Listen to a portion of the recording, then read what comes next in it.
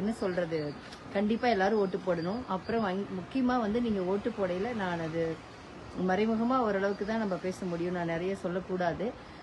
மனசாட்சியோட நம்ம மனசுக்கு நேர்மையா நாம சந்தோஷமா இருக்குமா, நமக்கு பிடிச்சவங்கள ஜெயிக்க வைக்கிறோமா, இவங்க நமக்கு இது பண்ணுவாங்க இதுக்கப்புறம், இல்லை இதெல்லாம் செஞ்சாங்க அப்படியெல்லாம் வந்து ஓட்டு போடாம மனசார நம்ம நாடு நல்லா இருக்கணும், ஏழை மக்கள் நல்லா இருக்கணும், யார் எவ்வளோ சிறப்பாக இருக்காங்க, என்ன கிடைச்சிருக்கு, எது நமக்கு தேவை, அதை சார்ந்து நம்ம யாருக்கு ஓட்டு போட்டால் அந்த நம்மளோட ஒரு ஓட்டோட மரியாதை என்ன அப்படின்னு நம்ம வந்து தெரிஞ்சுக்கணும். அதோட பலம் என்னன்னு தெரிஞ்சுட்டு நீங்கள் ஓட்டு போட்டிங்கன்னா ரொம்ப ரொம்ப பயனுள்ளதாக இருக்கும். எல்லாருக்கும் பயனுள்ளதாக இருக்கும். நமக்கு சுயநலமாக ஜனநாயகம் அப்படிங்கிறது கொண்டு வரதுக்கு எவ்வளவோ போராடி நமக்கு அந்த சுதந்திரத்தை வந்து வாங்கி கொடுத்துருக்காங்க.